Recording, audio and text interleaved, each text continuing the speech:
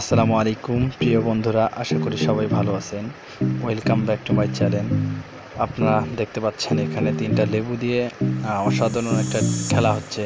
তো আসলে এই খেলাটা আপনারা চেষ্টা করলে অবশ্যই আপনারাও খেলতে পারবেন। তো চেষ্টা করবেন, অবশ্যই পারবেন।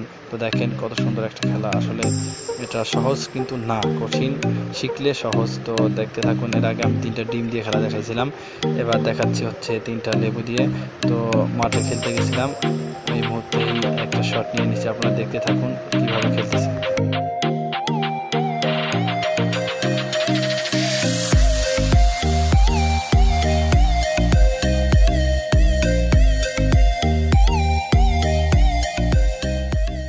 একটু চেষ্টা করেন, আপনিও পারবেন।